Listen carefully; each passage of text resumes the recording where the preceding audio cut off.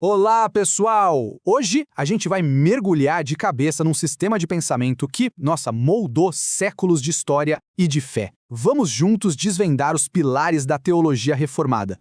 E para guiar a gente nessa jornada, vamos usar como base a obra do teólogo Hermes Maia.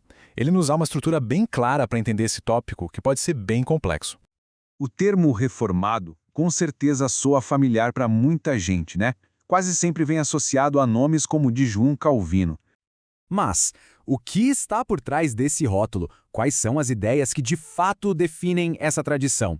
É exatamente isso que a gente vai descobrir agora. Ok, vamos começar pelo comecinho. A própria palavra teologia, na sua essência, significa o estudo ou o discurso sobre Deus. Mas na tradição reformada, isso é mais específico. É o estudo da maneira como Deus se revelou, em especial nas Escrituras. E essa ênfase toda na revelação nos joga direto no coração da coisa, na questão central, no problema fundamental que a teologia reformada se propõe a responder. Pensa um pouco. Se Deus é infinito, transcendente, totalmente diferente de nós, como que a nossa mente, que é limitada, poderia sequer começar a compreendê-lo? Não é como se a gente pudesse descobrir Deus, do mesmo jeito que se descobre uma nova espécie de planta, certo? A resposta reformada para esse dilema é fascinante. Pensa assim, existe a teologia arquetípica, que é o conhecimento perfeito que Deus tem de si mesmo, como se fosse o sol original. E existe a teologia ectípica, que é o nosso conhecimento, que é como um reflexo desse sol num espelho. É uma cópia, um presente que a gente só recebe porque Deus escolheu se mostrar. O ponto crucial é, nós não criamos esse conhecimento. Nós o recebemos. E como Deus se revela? De duas maneiras. A revelação geral está em todo lugar, na majestade de uma montanha, na complexidade de uma célula. Ela aponta para um Criador.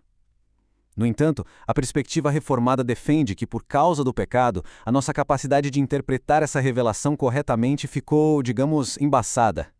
Por isso, a revelação especial, a Bíblia, se torna necessária, funcionando como uma lente clara através da qual a gente pode entender corretamente quem Deus é. E isso nos leva ao pilar talvez mais famoso de toda a reforma protestante. Se a Bíblia é a revelação especial e clara de Deus, qual é então o papel dela? Sola Scriptura. Duas palavrinhas em latim, mas que iniciaram uma verdadeira revolução. A ideia é que a Bíblia, e somente a Bíblia, é a autoridade final e inquestionável para a fé e para a prática cristã. Agora, o que é muito interessante nessa citação de Calvino é a ênfase na origem divina da Escritura. A autoridade da Bíblia não vem da igreja ou da tradição, mas do fato de que, nessa visão, é o próprio Deus quem fala através dela. É super importante esclarecer um ponto aqui. Sola Escritura não significa que a Bíblia é a única autoridade. A tradição, os credos, os pastores, tudo isso tem autoridade. Mas a Bíblia é a única autoridade infalível, o juiz supremo pelo qual todas as outras autoridades devem ser avaliadas. Certo, mas isso nos leva a uma pergunta lógica e bem importante, por sinal. Espera aí, se tudo o que importa já está na Bíblia, por que os reformadores passaram tanto tempo escrevendo confissões de fé e catecismos? Eles não estavam se contradizendo? A resposta é que esses documentos nunca foram vistos como substitutos da Escritura. Pensa neles como se fossem ferramentas. Eram resumos para ajudar no ensino. Eram escudos para defender a doutrina contra heresias e, o que é crucial, eram declarações públicas. Era a comunidade dizendo, olha, é isso aqui que nós acreditamos que a Bíblia ensina sobre os pontos essenciais, tornando a fé de todos clara e explícita. E isso aconteceu muito rápido. Como a gente vê nessa linha do tempo, nas décadas que se seguiram à Reforma, houve uma verdadeira explosão de credos e confissões. Cada documento surgia de um contexto específico para definir as crenças de uma comunidade. Era basicamente como se estivessem desenhando um novo mapa teológico. E, muitas vezes, esses documentos nasceram no calor do debate teológico. Vamos ver um exemplo famoso disso. Um exemplo perfeito disso aconteceu lá no início do século XVII. Surgiu um debate enorme sobre a salvação, que dividiu os seguidores de Jacó Armínio e os calvinistas. Para resolver a questão, o Sínodo de Dort foi convocado. O resultado? Os cânones de Dort.